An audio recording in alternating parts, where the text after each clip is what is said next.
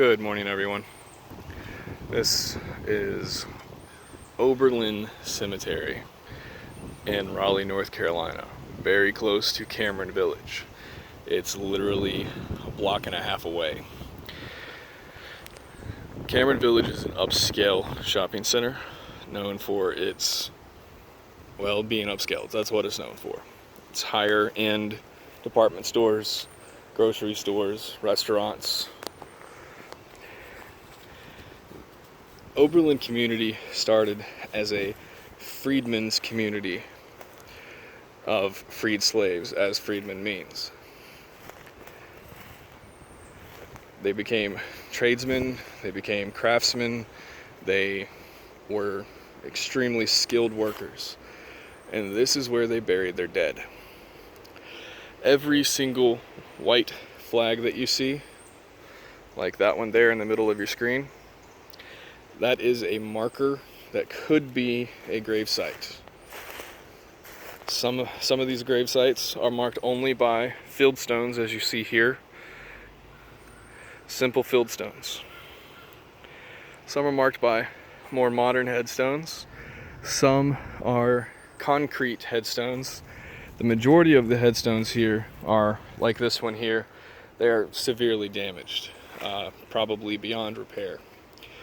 As you can see, this is multiple acres. I want to say it's 2 and some change acres, not quite 3. And this is just what you don't expect to find in a capital city like Raleigh, North Carolina. What is going on here is that after the Civil War, the freed slaves really had to make their own life. They couldn't quite figure it out. They couldn't go into the workforce per se, so they had to make their own communities. They had to still be segregated up until the 60s, whenever you had the civil rights movement led by the likes of Martin Luther King Jr. But the South is still segregated even at times today, in modern times in 2017. So it's still very difficult for some people, especially the older generations, to be able to kind of be forgiving of what was happened to them, what they witnessed in their life. This cemetery is a prime example of that. Most of us take for granted the ability to go to a gravesite and visit past family members. These people here, the majority of them cannot, because they're unmarked graves. Most of the reason why they're unmarked is simply because they were unable to afford a proper marker.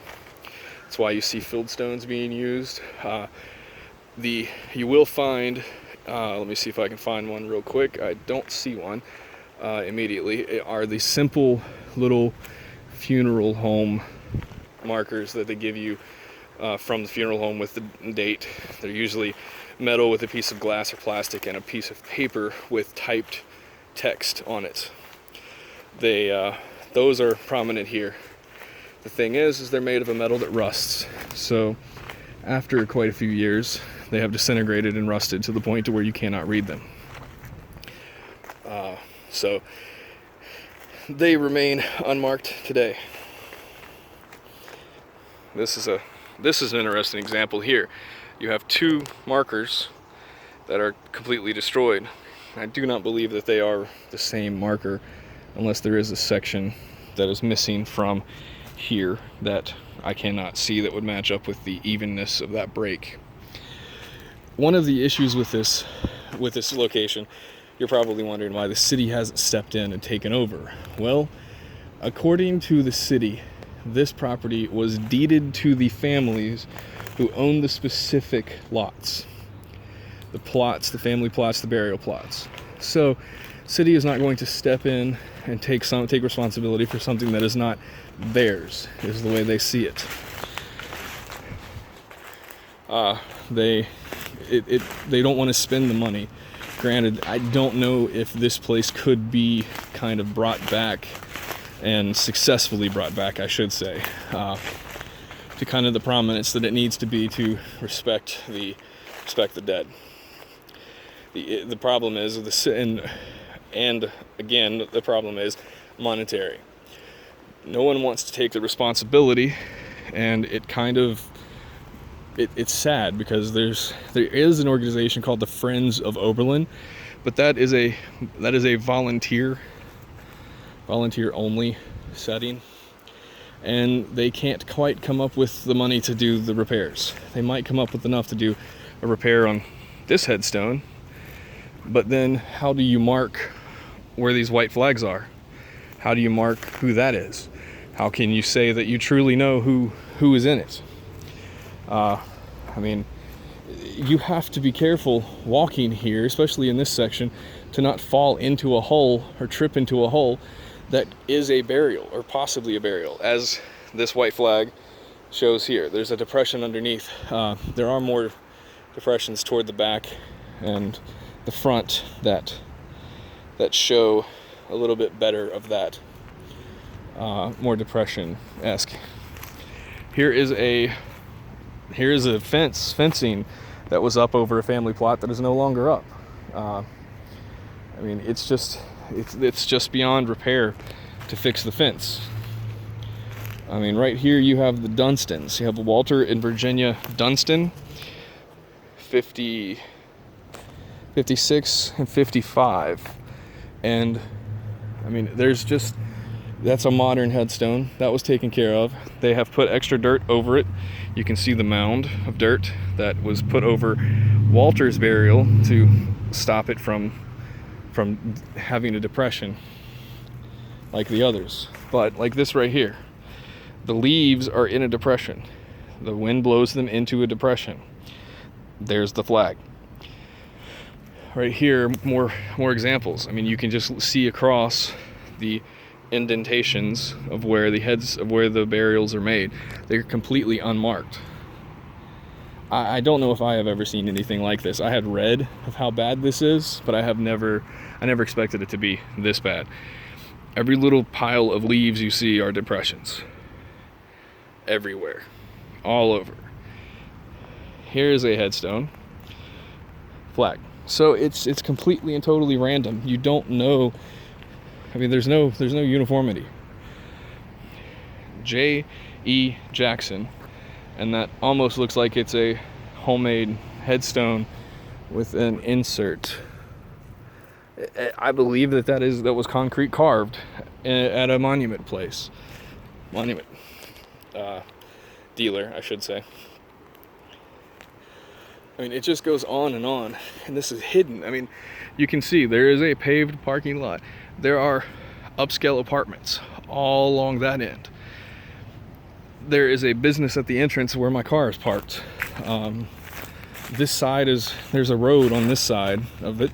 Whenever I can get away from the magnolias that you can see.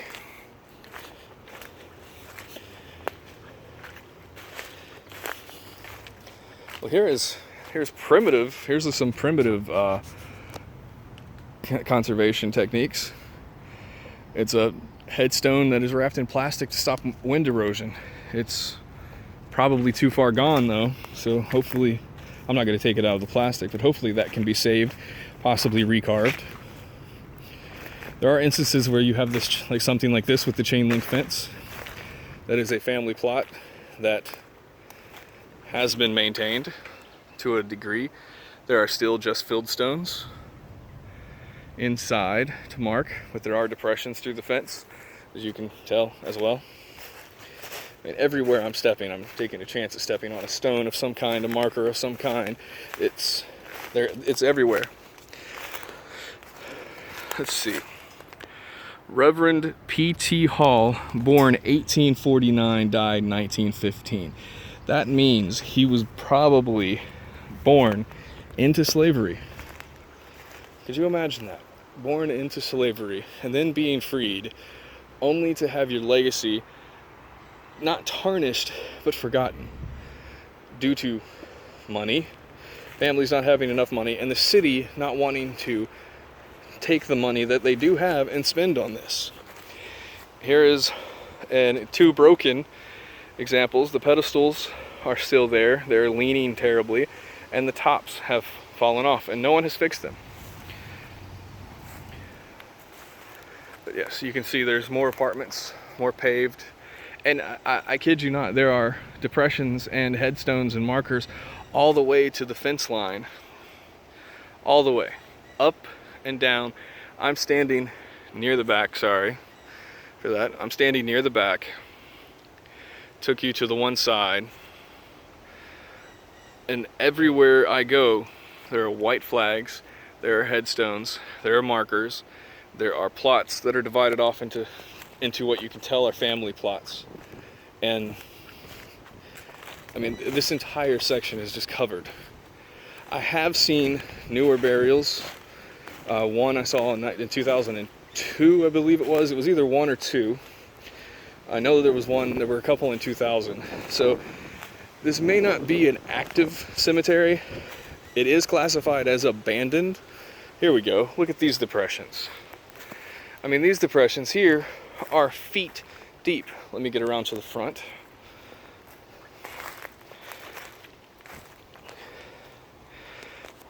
I mean, there are three, there's 1, 2, and 3. And the middle one looks to be 4 feet deep from the crest on the back and the front. Here's an example of the funeral home marker that is rusted. There's no longer glass or paper to be visible. It is just the rusted out metal. There's examples of the family plots that have been cordoned off. Legend has it that there were stonemasons, not as in Freemasons, although there are Freemason symbols in this cemetery on the stones that are visible. But there were a group of stonemasons who were actual masons in trade. And it appears as they had done a good portion.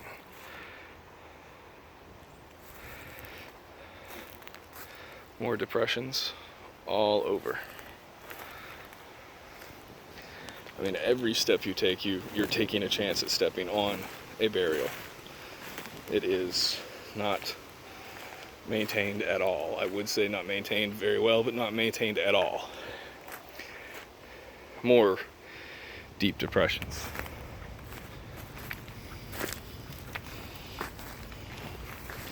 See, you can't really see the true angle, but it is a deep, deep depression.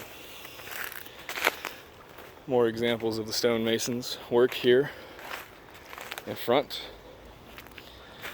They enclosed the family plot as well as the headstone marker in stone. These are probably the most well-preserved ones in the entire cemetery, minus the fact that there is a tree growing next to it. But I just wanted to share my experience and my take, my observations on this historic tragedy. It seems that there is plenty to do, but no one wants to do it. If I could afford it, I absolutely would. But this is a multi-year, multi-thousands, if not hundreds of thousands of dollars worth of preservations that must be done. Thanks for your time.